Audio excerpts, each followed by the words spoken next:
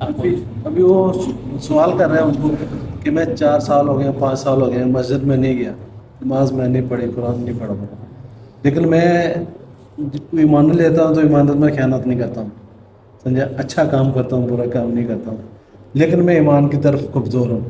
ابھی وہ ان کو یہ پہلے بات ہی یہ کہنا چاہیے کہ آپ صلی اللہ علیہ وسلم کے اوپر جب تک ایمان نہیں لائیں گے تو تب تک آپ کسی چیز کے اوپر بھی انہوں نے پہلی بات یہ ہے کہ آپ اچھے سلوک کی تعریف پوری نہیں کر رہے۔ ہاں جی، انہوں نے کہا نا کہ ہم اچھا سلوک کر رہے ہیں، اچھے اخلاق کر رہے ہیں تو ہمیں بھی جنت میں جانا چاہیے۔ انہیں کہ آپ نے اچھے سلوک کی تعریف کیا کی کہ بندوں کی خیر خواہی ہیں، بندوں کی جو صحیح بات ہے وہ ماننی یا بندوں کی ہیلپ کرنا، تو یہ تو آدھا سلوک ہوا نا۔ بالکل۔ تو اللہ کے ساتھ آپ کا سلوک کیا ہے؟ بالکل، اللہ اور اللہ کے رسول کے ساتھ اللہ کی بات ماننا۔ تو اللہ کی بات میں سب سے بڑی بات کیا ہے؟ توحید ہے اور نبوت اور رسالت ہے۔ ابھی اس کو کیا جب آپ نے اللہ کی بات کو نہیں مانا، جی ہاں، ایک فقیر بندہ آیا، آپ نے اس کی بات کو نہیں مانا، آپ نے کہا وہ برا سلوک ہے، تو اللہ کی بات نہ ماننا یہ اچھا سلوک کیسے ہو گیا؟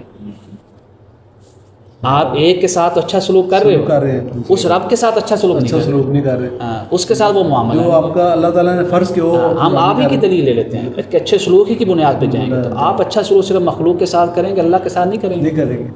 تو کہنے لگے یار تو مطلب جب اللہ کے ساتھ نہیں ہے تو آپ کا معاملہ اچھا نہیں ہے۔ اچھا نہیں۔ اب اس کو جواب کیا دے رہے ہیں کہ میں سمجھو چور ہوں، چوری کرتا ہوں، سب کو لوٹتا ہوں، بیٹھتا ہوں، لیکن میرا دل مطمئن ہے، لیکن میں چور ہوں تو میں خوش ہوں۔ اس کو یہ ایسا جواب دینا چاہیے تاکہ وہ اس چیز کے اوپر قائل ہو جائے، میں عمل کروں۔ اس کو یہ بتا رہے کہ میں چور ہوں، میں چوری کرتا ہوں، میں مطمئن ہوں تو میں خوش ہوں، دنیا کی باڑ میں، ایسے ہی انہوں نے کہا۔ یہ ان کا جواب تو نہیں ہے۔ نہیں، یہ تو غلط ہے۔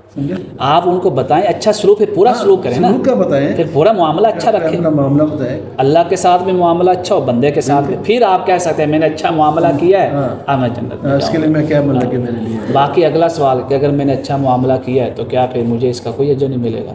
اللہ نے اجر کی نفی نہیں کی۔ بالکل، یہ سوال ہی غلط ہے کہ یہ کہنا کہ میں اچھا معاملہ کرتا ہوں تو میں کافر ہوں، اس وجہ سے اللہ مجھے اجر نہیں دے گا۔ نہیں، اللہ نے یہ نفی تو نہیں کی۔ اللہ نے فرمایا جو اچھا عمل کرے گا، چاہے کافر ہے چاہے مومن ہے، اس کو اجر ملے گا۔ فرق صرف یہ ہے، فرمایا جو مومن ہے نا اس کو اجر اس دنیا میں بھی ملے گا، آخرت میں بھی ملے گا۔ جو کافر ہے اس کو بھی اچھا اجر ملے گا، لیکن فرمایا اس کا سارا بدلہ ہم اسی دنیا میں دے دیں گے۔ کیوں؟ کیونکہ اچھے معاملے کے 2 پارٹ تھے تو جزا کے بھی کتنے ہوئے؟ 2 پارٹ ہوئے۔ یہ دیکھو نا عقلی دلیل، اچھے عمل کے، اچھے سلوک کے 2 پارٹ ہیں، ایک مخلوق کے ساتھ ایک اللہ کے ساتھ۔ اچھے عمل کی جزا پہ بھی 2 پارٹ ہیں، ایک دنیا میں ایک آخرت میں۔ آپ نے اچھے سلوک میں ایک پارٹ رکھا، اللہ نے آپ کو پورا بدلہ دے دیا۔ دنیا میں دوسرا پارٹ آپ نے رکھا نہیں تو آپ کو اللہ نے محروم کر دیا۔ بالکل صحیح ہے۔ ہاں، یہ چیز 2 پارٹ ہونے ضروری ہیں۔ آپ کہیں جی کہ ایک شخص آتا ہے اس کو اوور ٹائم کی بھی سیلری مل رہی ہے، اوور ٹائم بھی مل رہا ہے، بیسک سیلری بھی مل رہی ہے۔ آپ کہیں گے جب اس نے اوور ٹائم لگایا ہے اور بیسک سیلری جو ہے اس کی ڈیوٹی ٹائم، اس نے 2 کام کیے ہیں، آپ نے ایک کام کیا تو آپ کو ایک ہی ملنی ہے نا۔ اب آپ کو جی میں نے بھی تو اچھی ڈیوٹی کی ہے تو مجھے اوور ٹائم کیوں نہیں مل رہا؟ ابھی آپ نے اوور ٹائم والا کام ہی نہیں کیا، تو یہ چیز ہے۔ وہ نا دیکھو میں اس چیز سے کہ اتنا بڑا مجمع ہے، اتنے بڑے لوگ ہیں۔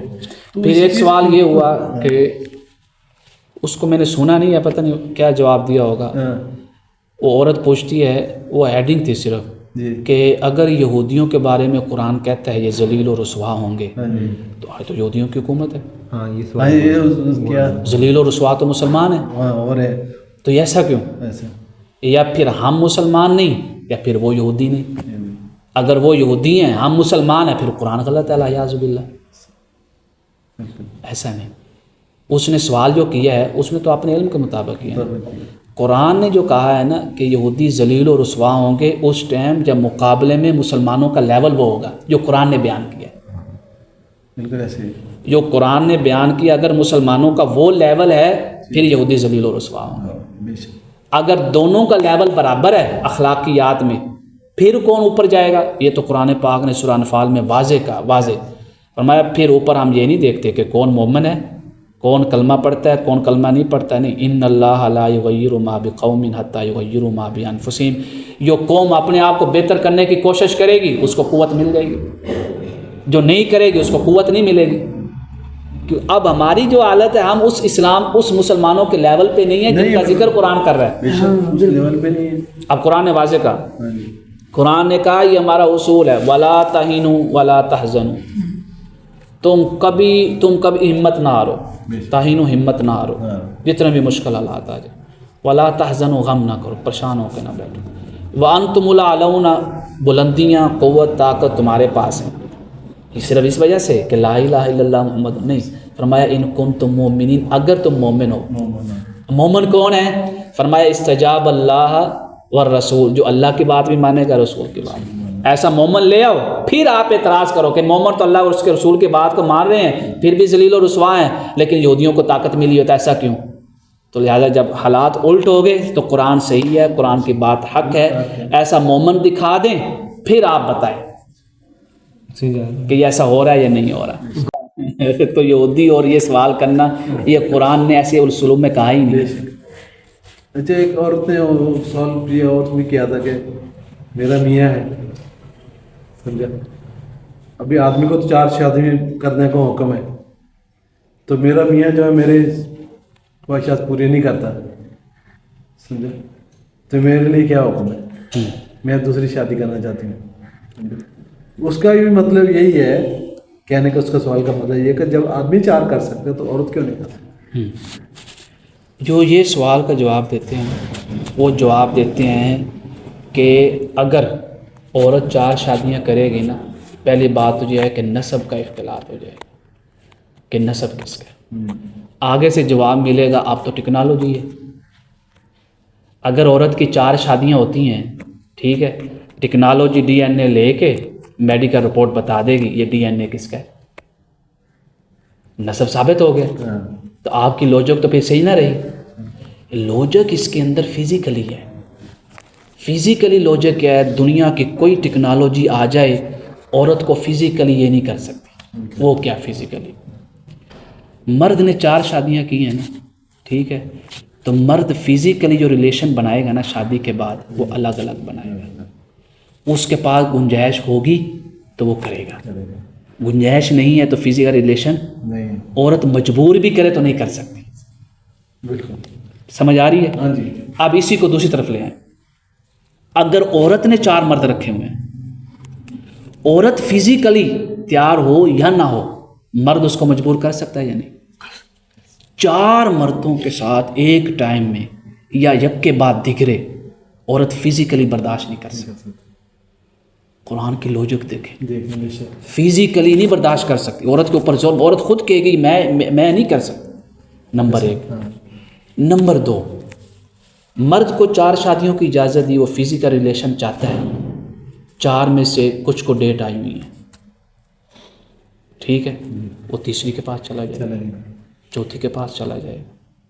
ادھر آ جائے, عورت نے 4 مرد رکھے ہوئے ہیں, خواہش تو پوری کرنی تھی نا فزیکلی, عورت کو ڈیٹ آئی ہوئی ہے. اب بتائیں صحیح, اب بتائیں پھر کیا کریں؟ تیسری چیز, وہ تیسری چیز ہے اکانومیکلی.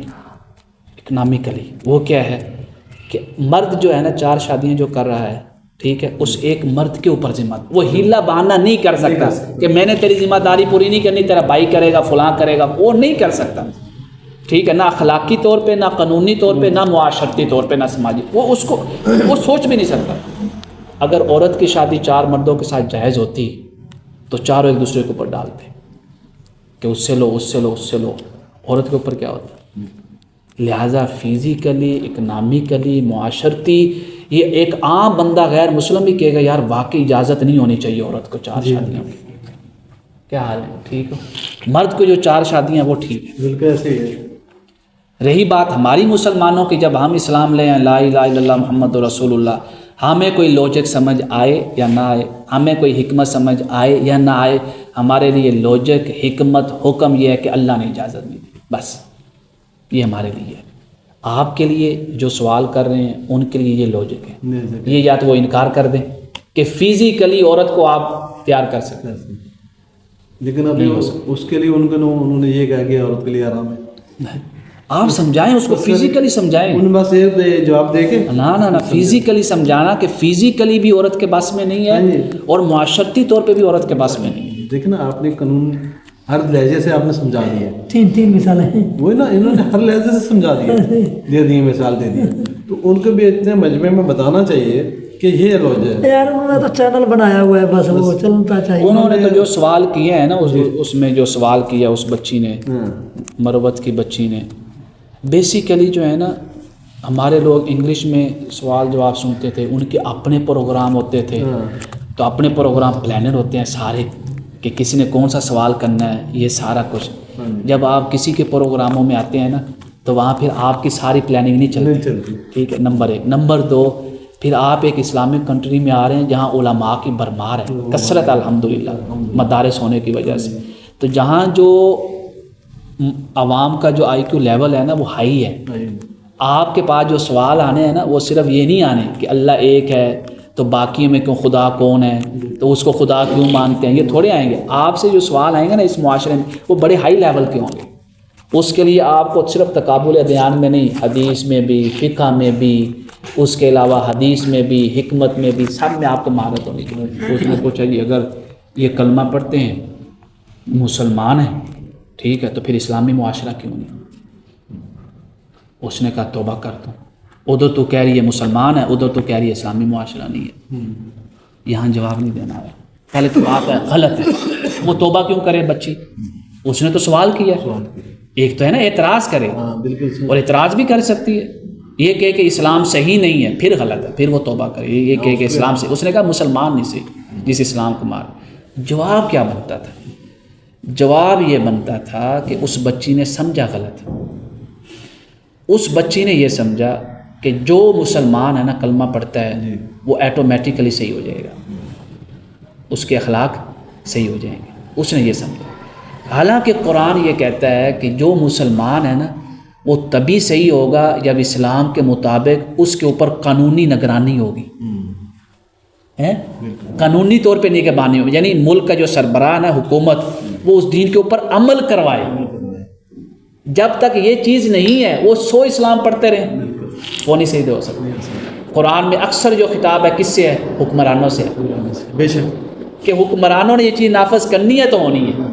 ہم 100 دفعہ کلمہ پڑھتے رہیں کچھ نہیں ہوگا. یہ ایسے ہی ایسے گھر کے اندر اگر بچے کے اوپر سختی نہ ہو, آپ کو جی میرا بچہ ہے تو اس وجہ سے صحیح ہو جائے گا, نہیں. آپ کو یار یہ تو لوجک ہی غلط ہے. بچہ تبھی صحیح ہوگا جب تھوڑی موٹی سختی رکھو گے. تو اسلام نے صرف یہ نہیں کہا کہ جس نے مجھے مان لیا وہ صحیح ہو جائے گا. اسلام نے یہ کہا ہے مجھے ماننا ہے, پھر مجھے ماننے والوں میں جس کو آپ منتخب کریں گے حکومتی معاملات میں وہ آپ کو میرے مطابق چلائے, وہ آپ کو میرے مطابق چلائے. یہ حصہ ہی نہیں ہے ہمارے پاس. جب یہ حصہ ہی نہیں ہے تو ہم مسلمان بھی مکمل نہیں ہیں, اسلام بھی مکمل طور پر نافذ. یہاں پہ کہہ دیتے ہیں کہ مسجد میں سیاست نہیں ہونی چاہیے. جب تک مسجد میں علماء ہم لوگوں کو اس چیز کا سکھائیں گے نہیں تو ہمیں کیسے پتہ چلے گا؟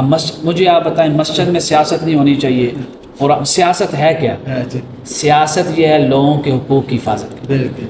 تو لوگوں کے حقوق کی حفاظت سب سے زیادہ کون کر رہا ہے؟ قرآن. قرآن کا ایک ایک پیج کیا ہے؟ یا ایھا الذین آمنوا, یا ایھا الناس, یا ایھا الکافرون. یہ کیا ہے؟ لوگوں کے حقوق کی حفاظت. تو لوگوں کے حقوق کی حفاظت میں قرآن کا کوئی صفحہ نہیں جو خالی نہیں ہوگا. تو لہٰذا قرآن تو ہر صفحے میں سیاست کا پیغام ہوگا. تو یہ کہنا جی سیاست ہوگی تو مت.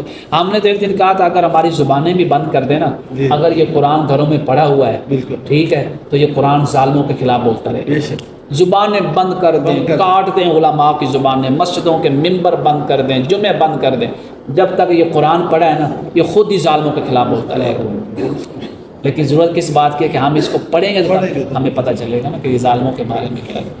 اس نے سوال جو ہے نا شاید فی البدیہہ نہ دے سکا, یا ماحول تو بالکل عکس ماحول میں آ گیا. حالانکہ جس بندے کی اتنی ٹریننگ ہو جائے, اتنا عرصہ ہو جائے, اس کو تو مہارت ہونی چاہیے. لیکن عمومی طور پہ نا ڈسپوائنٹ ہوئے ہیں لوگ, مایوس میں اس کے وجہ سے کہ اس کو جیسے ہم سمجھتے تھے نا ویسے جواب نہیں دے پائے ہمارے معاشرے میں. عمومی طور پہ مجموعی طور پہ یہی کمنٹ ہے کہ اس کا دورہ جو ہے نا وہ صحیح نہیں رہا, اور وہ اس لیول کے جواب نہیں دے پایا جس لیول کے ہم اس کے بارے میں گمان کرتے ہیں. یہ تو عام بندہ بھی کہتا ہے, وہ چاہے بریلوی ہے چاہے نہیں ہے, وہ چاہے دیوبندی ہے چاہے نہیں ہے, وہ چاہے وہابی ہے چاہے نہیں ہے, وہ شیعہ ہے چاہے نہیں ہے, عام بندہ بھی ہے نا وہی یہی جواب دے گا جیسے کہ عمومی طور پہ اس نے مایوس کیا.